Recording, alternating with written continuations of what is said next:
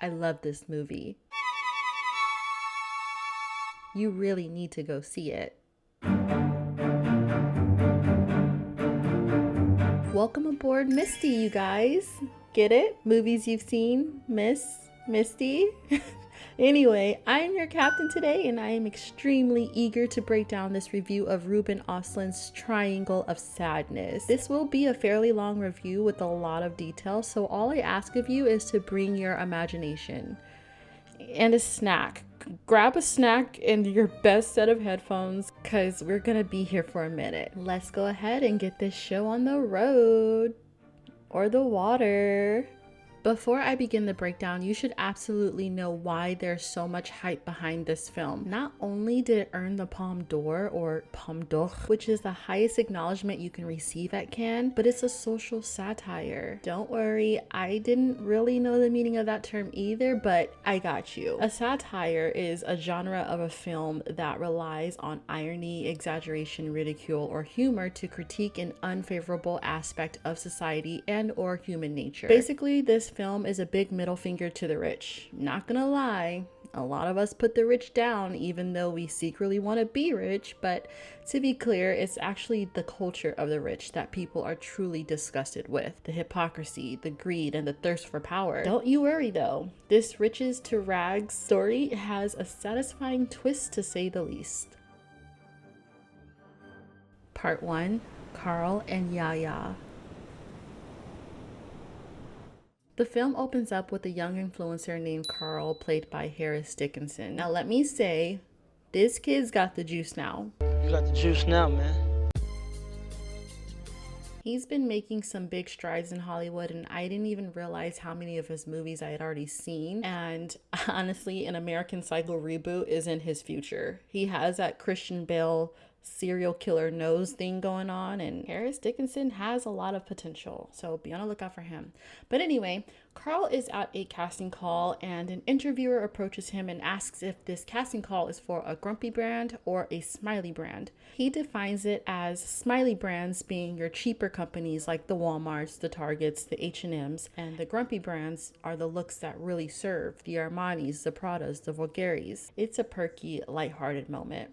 So it's a grumpy brand, yeah? That night, he attends a fashion show that his girlfriend Yaya, played by Charlie Dean, is walking in. Just before the show starts, Carl is pushed out of his reserved front row seat for someone more important than him. He's told to go find a seat somewhere available in the back row, and this gives us some insight to his character, how timid he is, and how much he does not stand up for himself. After her runway walk, Yaya and Carl go to a sophisticated restaurant that's dimly lit and hushed, where no one speaks above a whisper and all you hear are forks hitting plates and the waiters coming around every 15 minutes to refill your champagne. That kind of place. They're about to leave and the waiter slides the check onto the white tablecloth. Yeah, this is a tablecloth restaurant, so you know that check is high. Yaya has not lifted her sight from her phone, but she immediately thanks Carl for taking the check. And Carl feels defeated and now obligated to pay, because he was waiting to see if she would pitch in this time, but she obviously wasn't. He obviously ain't got it. He clears his throat like all guys do when something bothers them, but they don't really want to say it straight on. That's what he does. So she asks him, what's wrong? And he's like, you kind of gave me no option but to pay when you automatically thank me for something that I wasn't even fully intending on doing. And she has this look on her face like, we're going there right now? This is what we're doing? Yaya patronizes him with a sarcastic solution to his problem. She's like, we could split the bill if you'd like. Would you like me to get a calculator? I mean, how many glasses of wine did you have? Like 3 more? Yeah, he had 3 glasses because he thought you was paying. Carl is so bothered by this moment and he just can't let it go. So he brings up the night before where Yaya said she would pay for the next meal, which is the one that they're eating at right now. They debate about their own recollections and the principle of the situation at hand. It's a truly comedic, relatable, maybe familiar argument that anyone would have when discussing money troubles. Doing a little research about this scene, it seems that Ruben Östlund actually had this happen to him in real life when he and his wife, at the time when they were just dating, this is something that happened between the both of them, and it was so memorable that he decided to add it into the movie. Yaya is aggravated by now. She gets up to leave. Carl goes to stop her, and they end up causing a scene in this snobby little restaurant that they're in. Carl gets her to sit back down, and she gets her card out to pay, to which he tries to stop her from doing. He's like, no, you can't pay now. That would be ridiculous. And now they're pushing each other's hands away. He's trying to get her to stop from paying, and she's trying to get him to stop trying to stop her. Waiter comes around, takes the card, comes back. It's declined. The other card she tries to give him, he tells her, no ma'am, we don't accept that. So she gets out a 50 euro bill, and it's just not enough to cover the meal. So Carl steps back in like, let me just pay. Yaya is frustrated and embarrassed. So she's regathering all the contents of her purse that were spread out onto the table. Puts it all back in along with the 50 euros. And I bust out laughing because of Carl's face. He's expecting her to give him that 50 euros to compensate at least a little for what she owes him. They take a cab home and have a little heated discussion about money. We see him struggling with finding a way to start the conversation back up. I told you he's like very timid, doesn't really rest in his masculine energy that well. He's like, I do think it's quite crazy how it's such a hard thing to talk about. Money. It's a touchy subject, don't you think? She's like, I think it's unsexy to talk about money. And he looks at her like he's confused. And he asks her, why is that? And she tells him she doesn't know. But I know one thing, if Carl was a millionaire, she wouldn't think it's unsexy to talk about money then. So he goes, well, do you think it's because it's so tied to gender roles? The menu didn't even have prices on it for you. So Carl is struggling with the fact that gender roles are a thing, and he would rather be expunged of them and wants to be seen as an equal to Yaya. Basically, he doesn't want any extra responsibilities that Yaya doesn't have. You know, it's that new age mindset. Anyway, she doesn't seem like she's here for it. She ejects herself from the cab expeditiously. Before Carl gets out, shoot, I wonder who paid for the cab. At this point, like who paid for the cab? Because he ain't got it. And she ain't got it. Who paid for the cab? But before he gets out, even the cab driver is like, man, you need to fight for her. If you love her, fight for her, or you'll be a slave to her.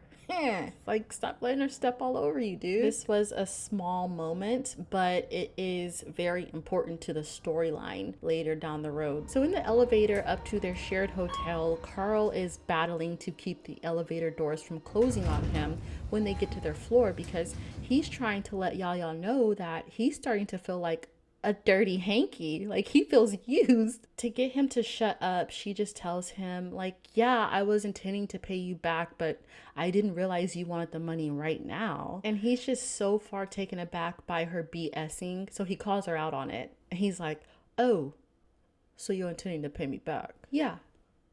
So why did you take back the 50-euro bill? Got him! She says no more and just takes out the 50-euro bill, crumbles it, and pushes it into his shirt. And the way Carl squirms, you would think she dumped a bucket of spiders onto him. He was so offended that he couldn't even compose himself. And he really looks like American Psycho for like 2.3 milliseconds. I really want him to do the reboot. He's like, don't do that to me, Yaya.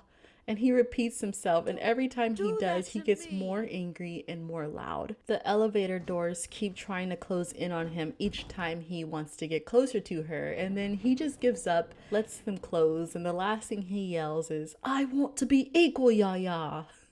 This entire chapter is very important because it explains Carl and Yaya's relationship dynamic, which will come into question later in the movie. What I found with the Triangle of Sadness is that there's a reason for every scene. I was left with minimal questions by the time it was over, and those questions weren't dependent on comprehending the story.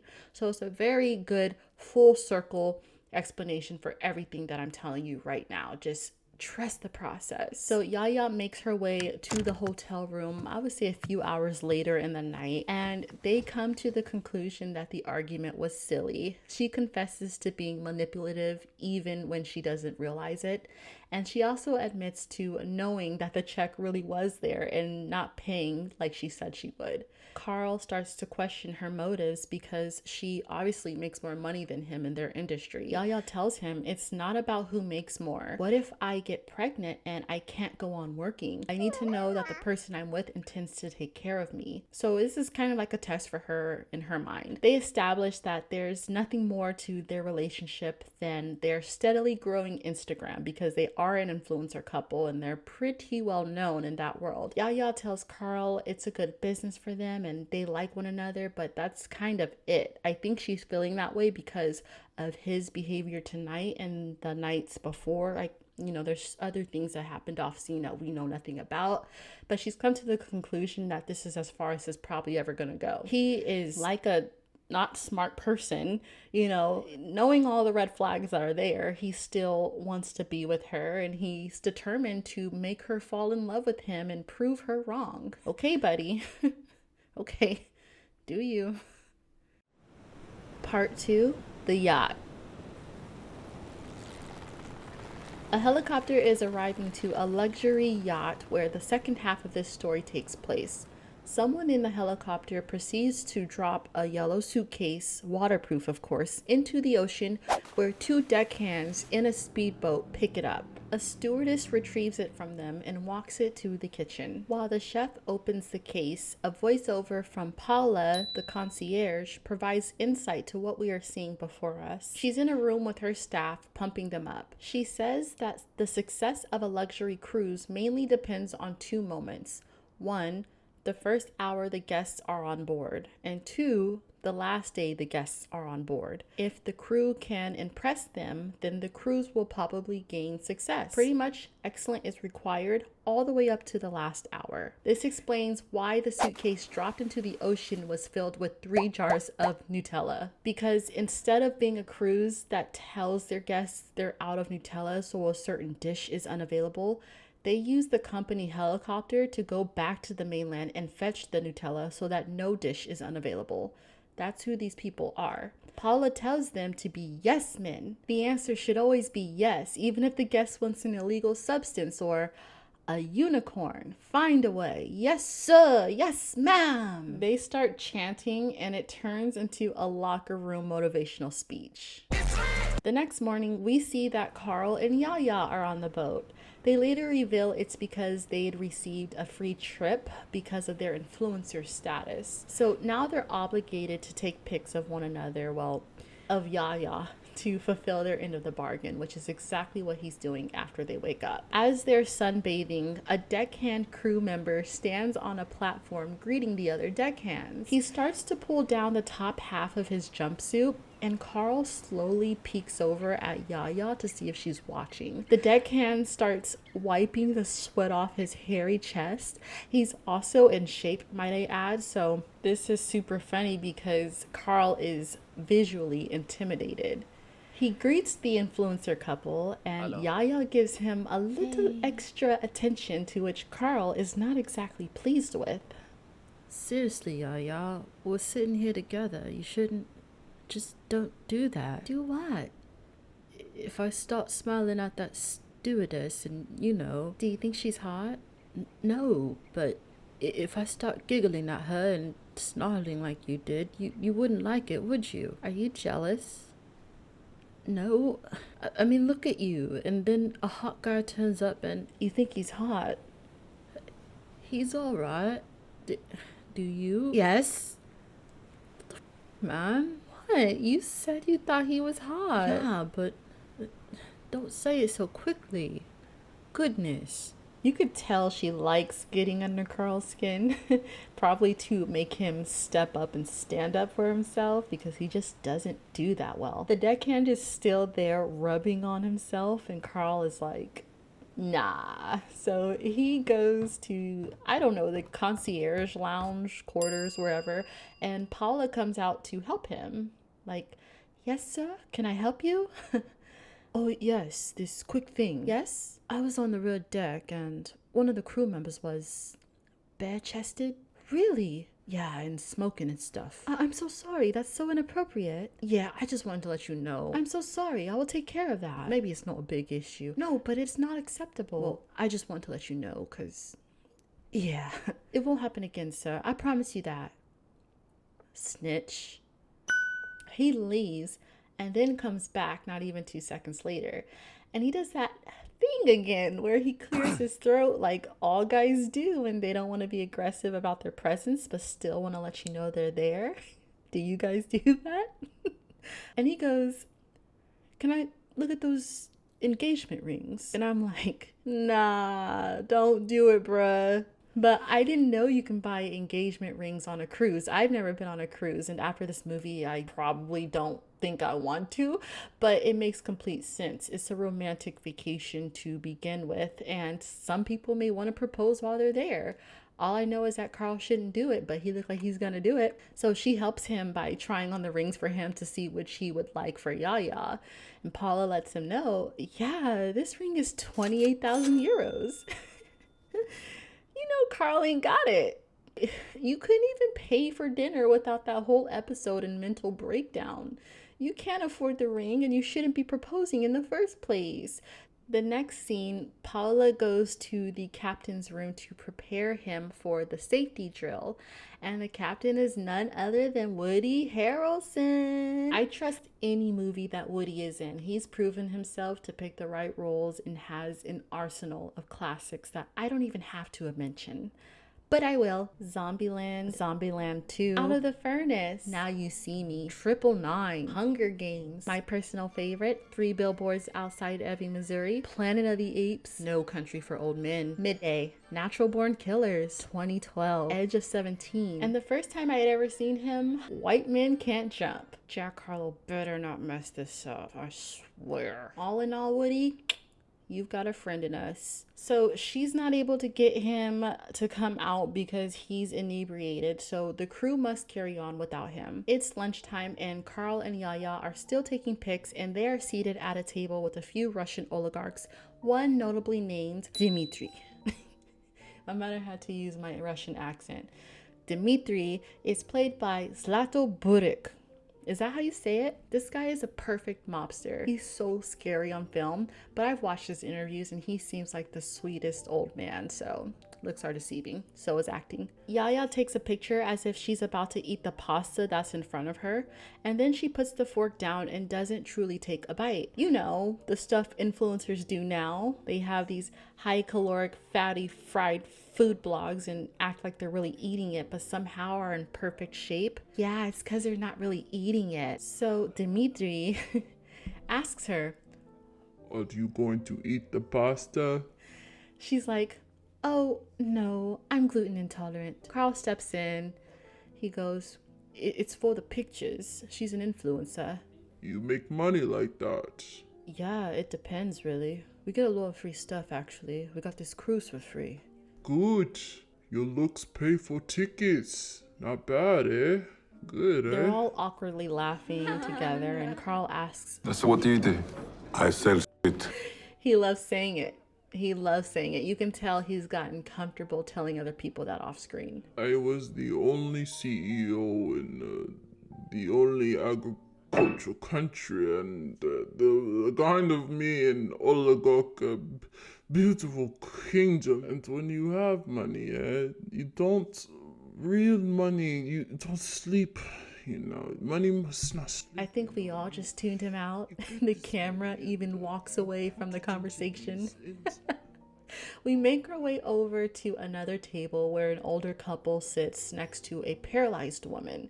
And again, I wouldn't bring any of this up if it weren't important information. The older lady introduces herself and her husband. "Hello, I'm Clementine, and this is my husband, Winston. We're from Great Britain." Super cute couple, yeah? The lady who's paralyzed nods her head to greet them, but she doesn't say anything. She looks around a bit and she's just a little uncomfortable. Clementine and Winston notice she doesn't really answer them, and they take it as a slight disrespect, but they remain polite. So Clementine tries again. My name is Clementine. 9. And this is my husband, Winston. We're from Great Britain. So the woman, she reaches for a man that walks up.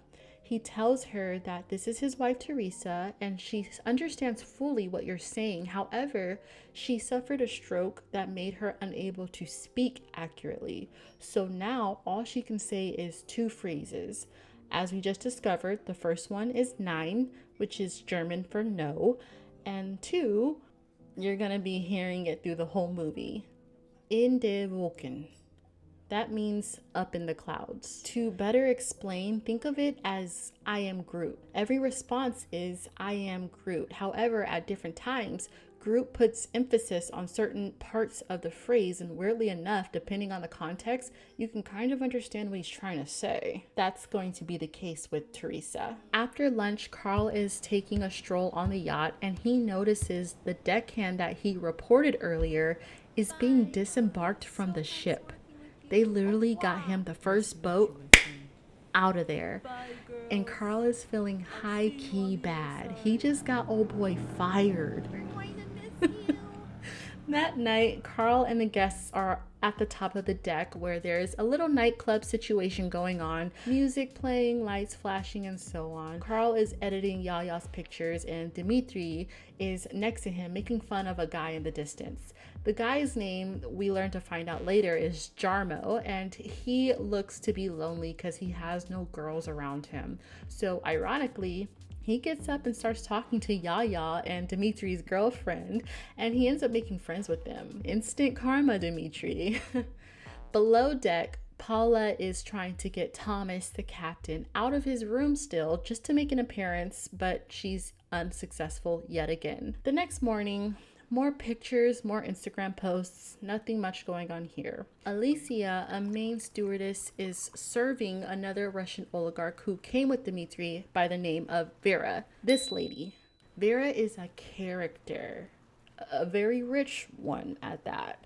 She's like, is there anything you wish for? Have you been for a swim today? Why don't you go for a swim? Alicia's like, Madame, unfortunately, we're not allowed to swim during working hours. I want you to go for a swim. I want you all to go for a swim. Well, that may be a little problematic. Yeah, because today we have the captain's dinner. I don't care about the captain's dinner. This will only take a half an hour. Come on now. You work too hard. Come on. I'll see what I can do. I have a better idea. Let's reverse roles. Sorry? Just change roles. You relax in the jacuzzi, and I'll get the captain. Oh, come on. Just be in the moment like I was, please. Come on. I know you want to. Yes, I do, but that might be a problem for me. It doesn't have to be. Yeah, well, I have my clothes on. Shut your mouth. I command you. Enjoy the moment. Now? Please. No? No. What? You say no to me? No. So it's yes. No. Yes or no? I'm saying... I'm sorry, I'm saying that... I'm saying... Yes! Yes! Don't worry, Demetrius will buy the yacht. She's absolutely elated that she got Alicia into the jacuzzi. So Paula finds out and she runs upstairs to see the chief officer, Darius. She needs his help in telling the guests that the crew members aren't allowed to swim during work hours. All that yes man talk went straight out the window, I see. Darius clearly doesn't want to do it. He doesn't want anything to do with it, especially in the place of the captain who was locked in his cabin talking to himself. Darius is like, can't they just go for a swim? Like, who cares? And Paula, who has this power trip thing going, she's like, you need to go upstairs and tell them right now. Because yeah, it would be easier, yes, to let them just go and swim, but they want us to use the water slide and it's not even installed yet. I don't have the time. We need this time for food prep, so help me out here. Darius is like, I'm not about to go talk to some crazy Russians and tell them what to do. And I don't blame him. If movies tell me anything, don't mess with Russians. So Darius, he has higher rank than her, and he just tells her, no, we're done here.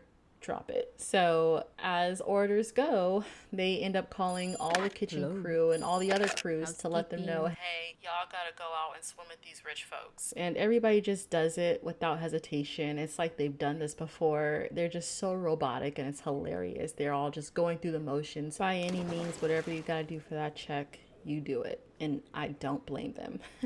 It's dinner time and Woody comes out to play. It's the captain's dinner and he has to play host and act like he's actually interested in being there. The guests are served super snobby dishes like caviar on top of a single oyster or one octopus tentacle, 2 fish tails, sea urchin salad on top of actual rocks, stuff that no one would ever get full off of. It's fine dining at its finest. Carl and Yaya are eating with good old Clementine and Winston. He asks about their business and Winston says, it's a family business. We produce products in precision engineering. And he's like, what do you manufacture? Well, our products have been employed in upholding democracy all over the world. Carl is looking like, does this mean what I think it means? Arms dealers, of course. Of course. Quite the crowd, this one. So Carl asks, what product is that? Winston's like, well, our Michelin product is the hand grenade.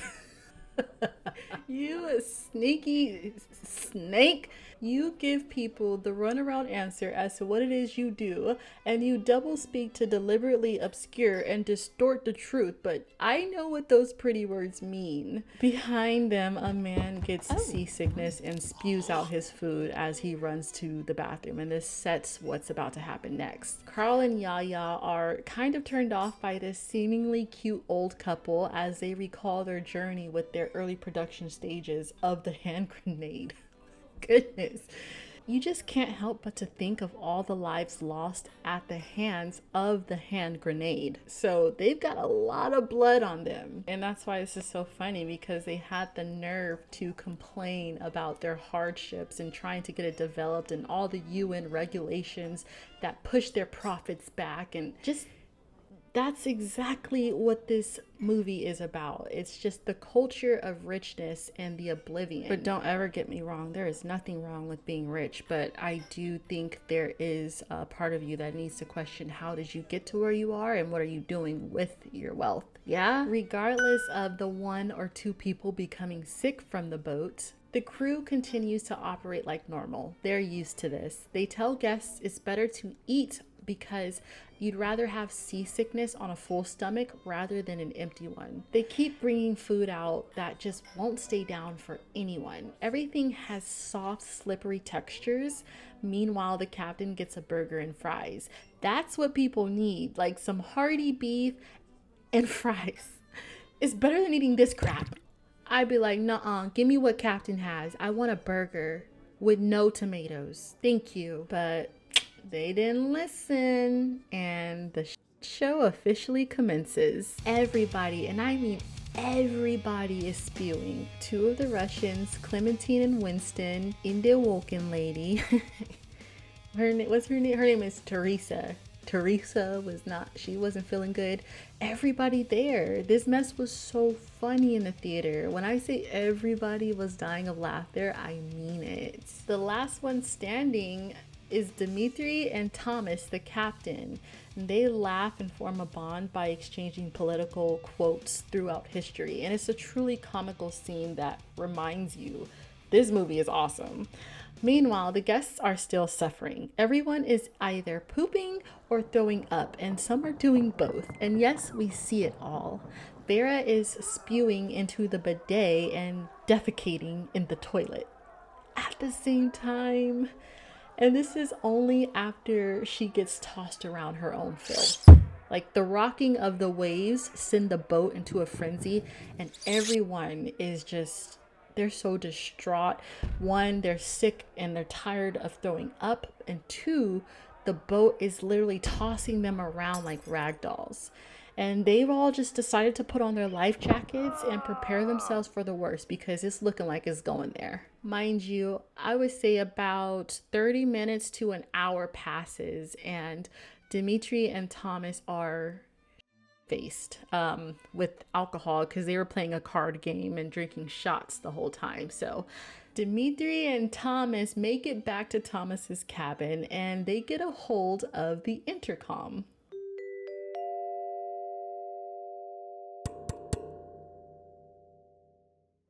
Shoot. I sell shit. I sell shit. The ship is going under. The ship is going under. Mayday. Mayday. Mayday. This is emergency call.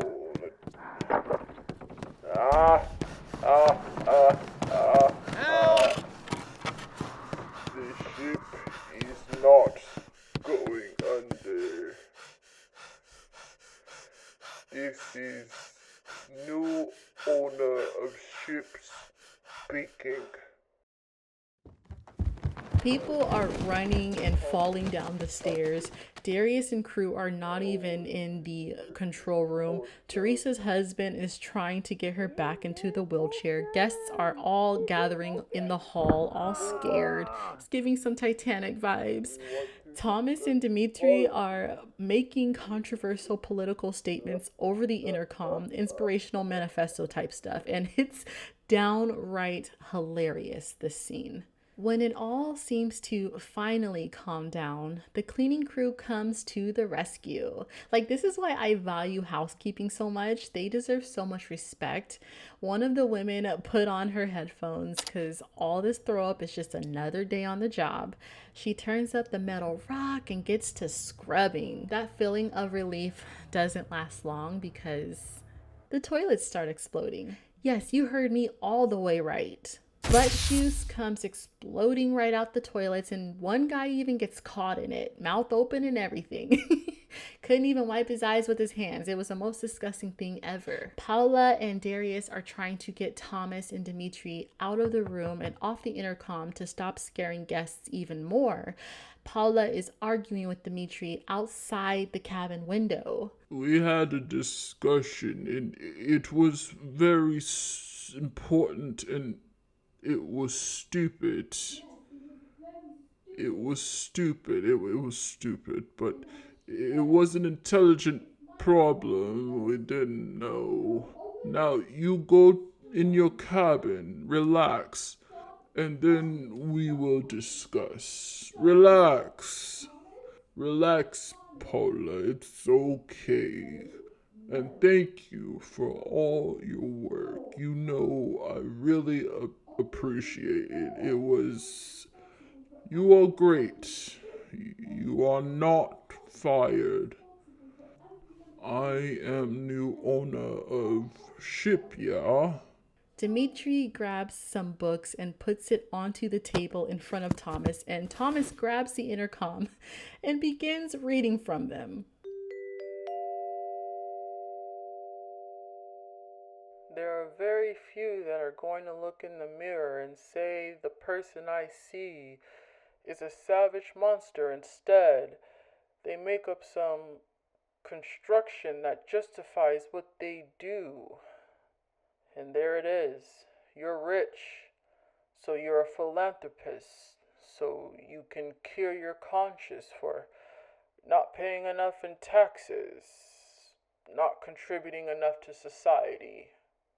Paula and Darius are tinkering with the control box and trying to quiet the intercom, but end up blowing out every fuse except the intercom. So the ship is in complete darkness.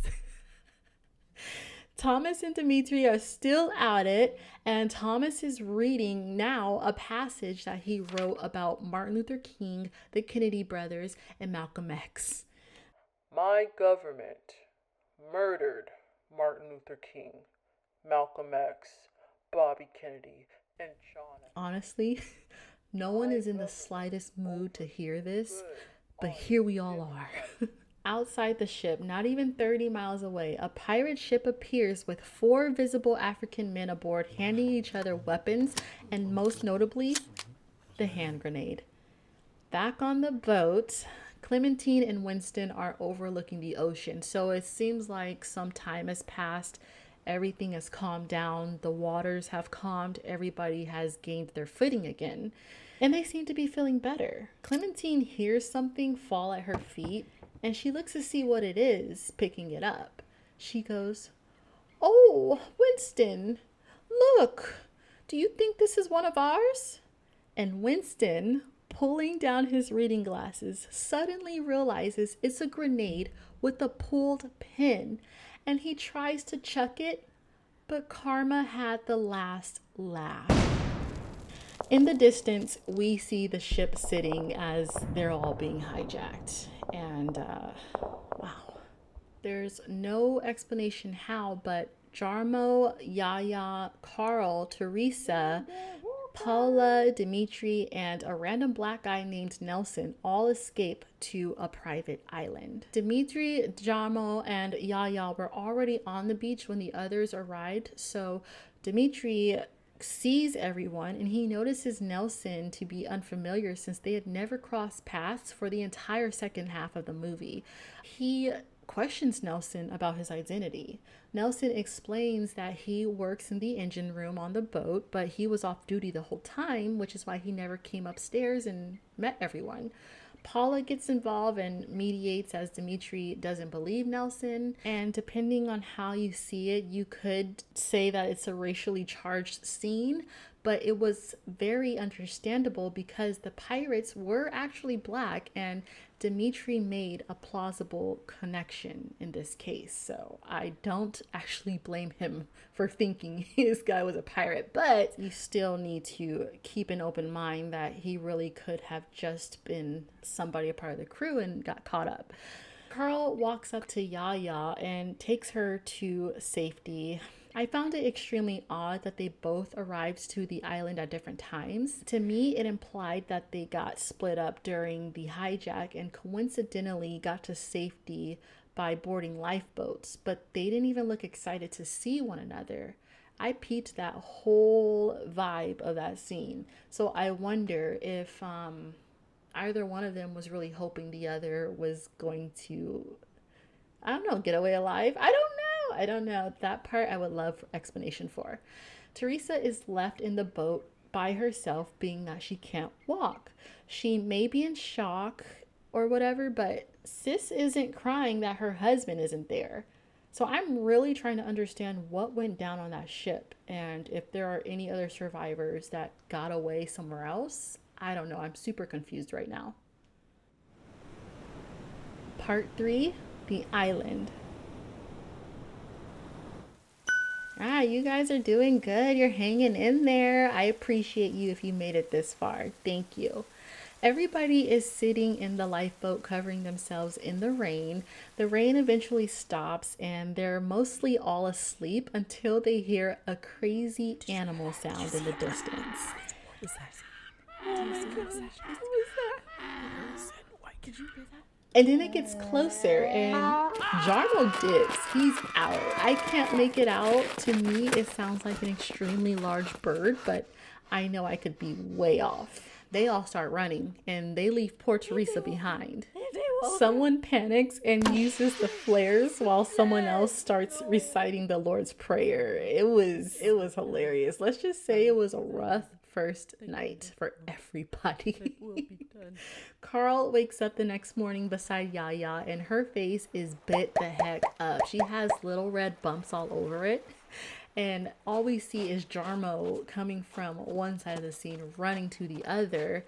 And it's because he sees a large lifeboat in the distance on the beach. And it's big, It's like built like a submarine and it's orange. And they end up finding out that Abigail, the head manager of housekeeping, is inside. Paula doesn't even say hi, doesn't greet her, exclaim how happy she is to see her. She just straight up, "What do you have? Okay, we need all those boxes out here." Just condescending in my opinion. I understand that everybody is in survival mode, but you can still be nice, yeah? If anything, this is when it's gonna matter the most. You'll see why soon. Abigail is hesitant to give out the water and snacks, but she does and ends up stashing some in her backpack. Everybody goes in on their water and snacks, forgetting to consume it sparingly, but understandably, they're starving and they're parched. Teresa screams from the distance, "In there walking, in there walking." They all look at each other like, "Oh." And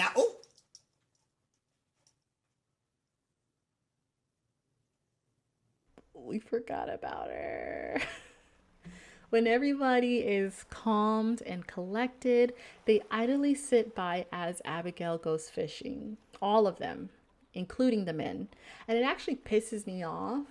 I just don't know any man in my life that would allow a woman to do the heavy work. Every guy I know would be in the water themselves, or better yet, in the jungle looking to hunt. So this scene is unbelievably triggering for me, but it's still funny. Paula asks any of them if they know how to make a fire, and they're all like, No, we don't we don't do fires. So then she asks, "Well, do any of you know how to clean an octopus?" Because Abigail catches an octopus by herself. You could guess the answer to that. That night, a fire is made by Abigail, and she cooks the octopus and even seasons it with lime and rosemary. Like, go ahead, girl. She starts divvying up the rations, and Paula calls her out because Abigail saves the biggest pile of octopus for herself. And she's like, I caught the fish, I made the fire, and I cooked. I did all the work, and everybody got something. Paula doesn't like this statement and tries to justify their minimal involvement, and their discussion gets a little hostile, with Paula trying to flex her yacht rank over Abigail. She's like, "You're just a toilet manager, and you still have to listen to me." The oligarch, who, by shit, butts in and tells Abigail, Abigail, I am very rich man. When we get back, I can do good things for you. I can make your life easy and nice. Abigail's looking at him like, "When we get back?" Very funny, because in her mind, this is end all be all. She doesn't necessarily believe that they will escape the island. Paula is still trying to get a few octopus cubes from under Abigail, who is guarding them with her life. So she raises a log to Paula's face to make her stop, just to threaten her a little bit. And everybody's like, oh, boys guy, eh? Paula, in defense, pours all her water on Abigail, and it's just a disrespectful scene. I kind of feel bad for Abigail, even though she's being kind of, I don't know, they're both wrong, but they're both right in some way. Abigail gets up like, "Who am I? Who are you? Who am I?" "You're the toilet manager." "No, I'm the yacht toilet manager. Here, captain. Who am I?" Nelson's like, "The captain?"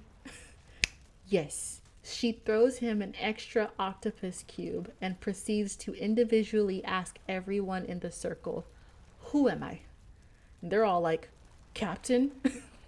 When she gets to Carl, she's like, "Guilty pie." "Captain." Yes. After getting her validation, Abigail gives Paula 2 extra cubes.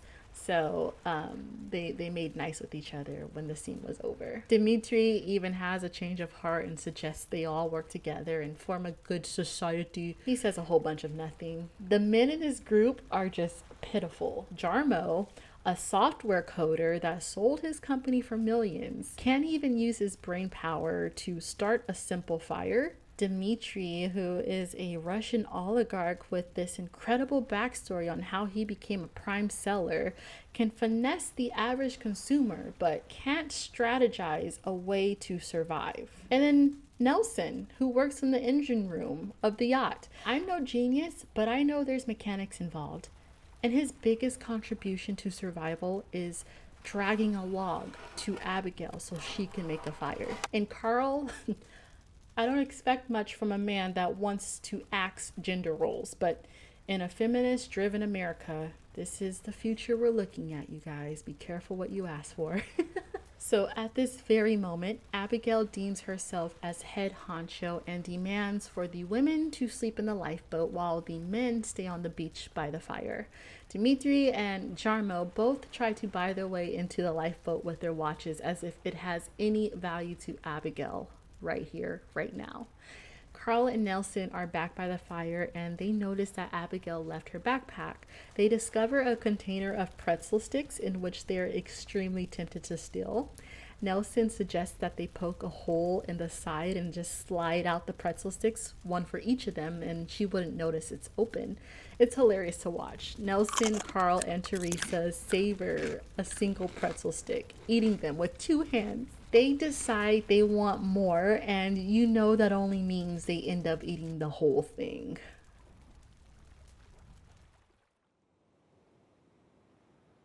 The next morning, Vera's body washes up ashore. You remember Vera, this lady?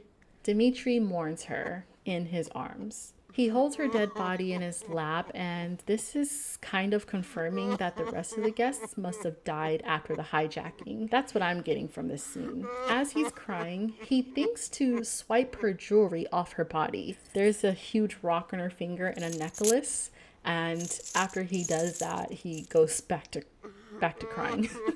Abigail is in full HBIC mode and she is scolding Carl and Nelson for letting the fire die overnight. Their one job was to keep it lit so she wouldn't have to make it all over again. So now her having to do it again is going to set them back in the day. Yaya and Paula are behind her like they're above everyone else. And Yaya doesn't even defend Carl from Abigail's scolding. She's so unloyal. But I know that there's just a lot of tension between her and Carl, so she doesn't really care. Abigail also calls them out for eating her pretzels the night before, and Carl tries his best to defend himself. Yaya finally steps in, but she only does it to tell him to stop using his hands while he's talking because he's too aggressive. Like, just totally gaslighting him. It's so messed up but funny. She completely emasculates and manipulates him at this point. And I'm like, Carl, grow a pair. And because he couldn't, Abigail punishes them and they have no eating privileges for the night. That was the result of not having a pair. Later that evening, Abigail and the girls gather a lot of fish and Dmitri offers to help them carry it. They kind of jokingly ridicule him, and even though he's probably deserving of it, I still don't like that. This is a crazy once-in-a-lifetime situation, and abusing it to take advantage of people is just so cruel to me. So Abigail, I know she's doing all the work, but she's being really messed up. That night, everybody is slurping on their fish, licking their fingers, just smacking it up, and Nelson and Carl are left without any food. Nelson just goes to sleep because he's like, there's no point in watching them eat. Like, that's what I would do, honestly. Abigail is ready to go to sleep, and she gets up, walks behind Carl, and goes, maybe since Carl didn't eat anything today, he can sleep with me in the lifeboat. Ooh. He hops up at the opportunity immediately, kind of looks at Nelson like, hey man, what am I supposed to do?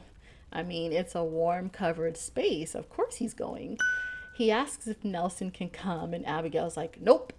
Before he goes into the lifeboat, Yaya is sitting alone by a rock and yells to Carl that she wants the pack of pretzels that he has. I guess off screen, Abigail told Yaya she could have the pack of pretzels to compensate for sleeping outside tonight. She and Paula were both kicked off of the lifeboat so that Carl and Abigail can have some alone time. Carl, being the passive aggressive simp that he is like, why are you making this such an issue? Abigail is blowing her whistle in the distance for him to hurry on up and get up in this lifeboat, boy. And this aggravates Yaya. She's like, why do you think she wants you? And he acts like he doesn't really know why, but he knows, and he's gonna go see anyway. Anything for that warm bedding. Like, yeah, I don't have to sleep on the beach. You know I'm gonna go see what's up. So they have a little tiff. Yaya tells him how to win over Abigail so that she doesn't take full advantage of him. And Yaya also bans Carl from doing anything that he wouldn't want her to do. But he agrees to only allow kissing to be the most that he and Abigail do. And Yaya is not having it. She tells him the most you can do is give her a neck massage, and that's it. He reluctantly agrees, not because he's attracted to Abigail, but because he doesn't want to piss her off anymore. She's the captain now. Before he runs back, he's like, I love you so much. No, I hate you. With the mouthful of pretzels.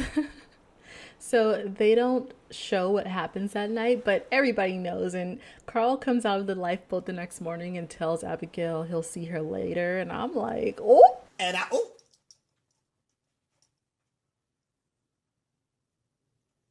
That's his new side piece.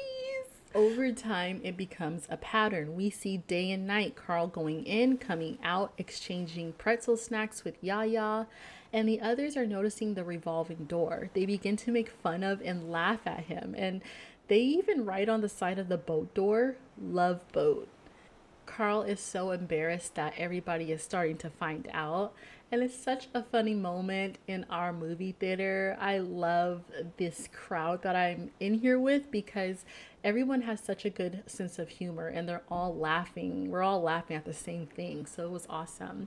This joke gets so out of hand that Jarmo has his own whistle and he imitates Abigail by blowing it to summon Carl, because whenever Carl hears it, he knows, oh, I gotta go see Abigail and give her some, lovin'. And Carl goes up to Jarmo and wrestles him for it just to make him stop. And the laughter does not cease on screen and in our theater. The next day, the crew ends up finding the animal that was making all of that noise on the first night. And I realize it's not a big bird, it's a whole donkey. And they want his meat. Jarmo takes the lead, and this scene is so sad, but it's so funny, but it's super sad. So I won't repeat it because it may offend folks, but you're just gonna have to see the scene for yourself. And if you don't like stuff like this, then I highly recommend skipping it when it comes to DVD. But DVD, whoa. Shows my age. I mean streaming. That night, everyone is harmoniously gathered around the fire. They're all united in the simple fact that Jarmo has stepped up and became a man, and everybody is just adjusted to the beach life, like literally life on the beach. Jarmo has a whole tux on in victory of ending the donkey and getting its meat for the crowd to eat. That night in the lifeboat, Carl and Abigail are having relations and they're literally going through the motions like a real couple. And you can tell in his body language that Carl is in it with this woman. He has true feelings for her now that has built up over time. He's having trouble focusing, and she sits up like, if you can't handle it, just tell me. Nobody is forcing you to do anything. It's just all this sneaking around and hiding things from everyone. It's too much. It's becoming unbearable. And I mean, they're obviously not happy with what we're doing in here. Okay, let's just tell them the truth. You give me something and I give you something in return. You realize what position that puts me in? No? Well, just because it's more open that you're a flesh peddler doesn't mean they're going to accept the fact that you're buying sex with a common food. Damn. He just read her for filth with a smile on his face. She didn't like that one. I wouldn't either. Do you know the amount of work I put into this island? I go fishing every day, I make fire. I know. I'm responsible for everybody here. No, I'm sorry. Shouldn't that give me some kind of advantage? Yeah, of course. Okay, you deserve to do what you want. I know. You know, the absurd thing is that if we were a couple, they wouldn't care what we did in here. Really, maybe we should just do that, and maybe we should just get on with it, and I don't know, kiss a little in public and hold hands in public. I'm sure that would be easier. But what about Yaya? I would have to have a conversation with Yaya. I would have to be an adult about it, and figure it out. I think it would be easier for her, probably. I mean, she's having to deal with the gossip as well. I don't know. You want me to break up with Yaya? No. It's your decision, not mine. I'm not asking you to do it. I'm just saying, so you think about it. I know, but it doesn't mean that you can put me in between the two of you. Okay. Kind of perfect scenario for you. Get what you want. No obligations, no responsibilities, Why do you have to make everything so complicated? That's what I'm saying. He's so annoying. He sits in his own pity. Always talks about how hard it is for him. Because I feel like I need to know where this is going, Abigail. Let's just have fun. She starts spraying him with Evian water spray all over his chest. But I don't know how to deal with the situation. I don't want to be. I don't want to fool anyone anymore. Do you remember what you said the first night you were here? What did you say? I love you, you give me fish. Exactly. And do you know why? That is so beautiful? No, like you. Why? Because it's the truth. This whole relationship was built off of fish, and I'm not here for it. I'm over it. Next morning, Nelson is shaving Dimitri's beard because I'm sure those things get pretty prickly for you men. It's a nice scene because they had that little disagreement earlier when they first got onto the island, and now they're cool with one another and joking. So Yaya knocks on the lifeboat door and asks Abigail for her backpack so she can use it on her hike. She wants to see if she can find something over the mountain, and Abigail offers to go with her because it's too dangerous for her to be alone. Carl offers to accompany them, and I think it's because he's a little bit concerned. I mean, his ex-girl is with his next girl, and this doesn't look too good for anybody, but she makes him stay in the boat, and he just has no backbone. Abigail and Yaya are hiking, and I'm even nervous because I'm thinking Yaya is gonna stone her when she's not looking, or vice versa. Back on the beach, Teresa, who is in the inflatable lifeboat in a sort of secluded area, she's just, looking at the nature, chilling out, vibing. She ends up seeing a man who is not a part of their group, and like everybody else, we're like, oh my goodness, this is a real person, and he looks like a normal person, not stranded or anything. So she yells for him, Inton Walken! Bruh has an assortment of counterfeit purses and watches and tries to negotiate prices with her. So yes, this means there's civilization near, and not tribal, common folk. So this is a crazy moment, and I think everybody was super excited to see what was going to happen next. So back on the mountain, Yaya, who is ahead of Abigail, screams that she found something. I'm thinking it's a setup, but it turns out to be legit. It's a luxury resort. They laugh, they hug, and they embrace each other in relief. And as Yaya starts making her way to the elevator that leads to the resort, Abigail stops her and asks her to come back, sit down, and just enjoy the last moments of whatever this was. It's a sentimental moment because one, Yaya has accepted the fact that Carl isn't hers anymore, but she has no rough feeling towards Abigail. She's forgiven her.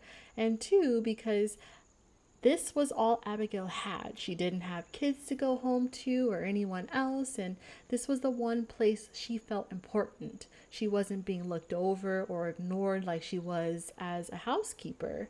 And it's a powerful, unspoken moment between them, and the scene gets more and more somber. Abigail says she needs to take a wee wee before they go.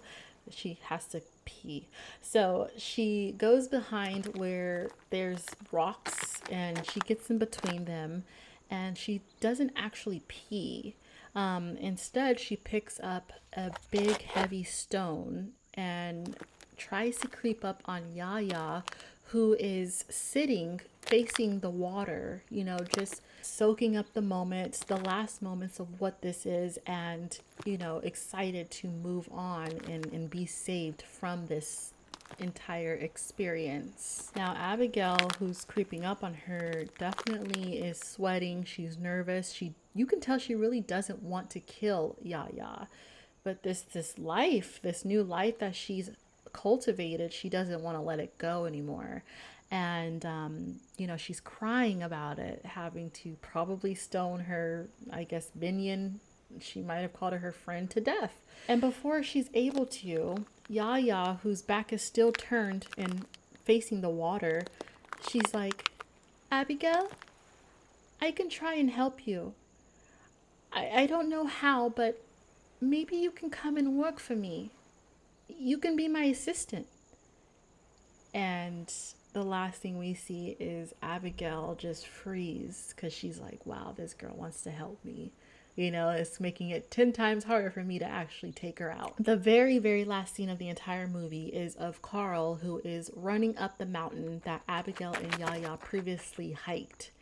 I think he was weary that Abigail was going to hurt her, so he finally grew a pair that I was waiting for him to grow, and he comes to her rescue. That's what I totally think was happening. It made me think of that scene in their hotel where Yaya told him, I just want someone who's going to take care of me no matter what.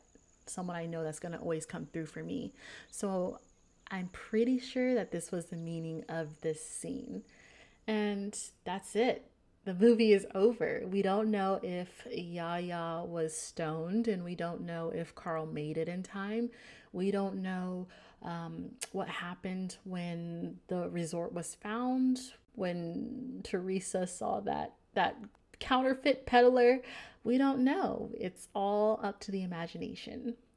But I must say, I am extremely grateful that they didn't show Abigail harming Yaya, because it wouldn't have aged well at all.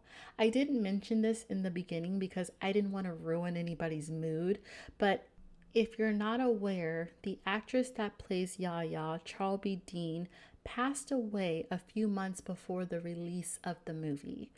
So knowing that before I saw the movie, it kind of gave me chills whenever they would focus the camera on her face for such long periods of time.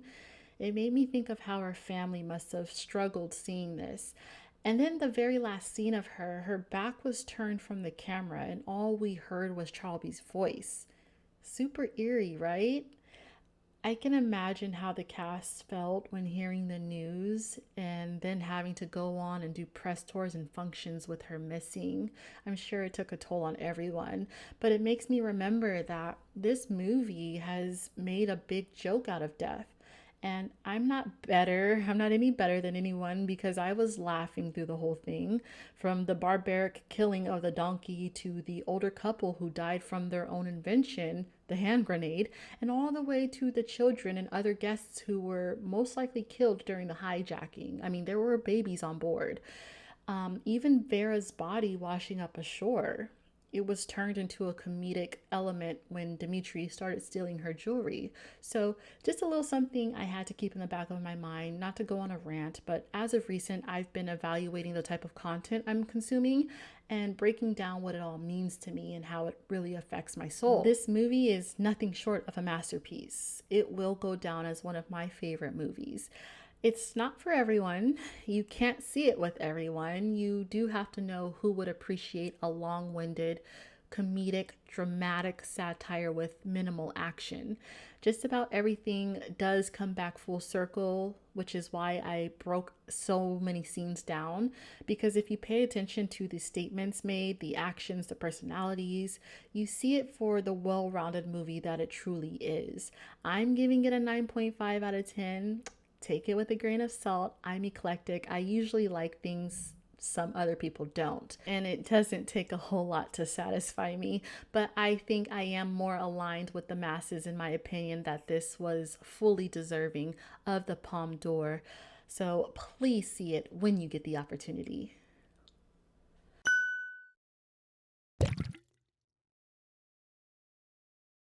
Carl saved the deckhand's life.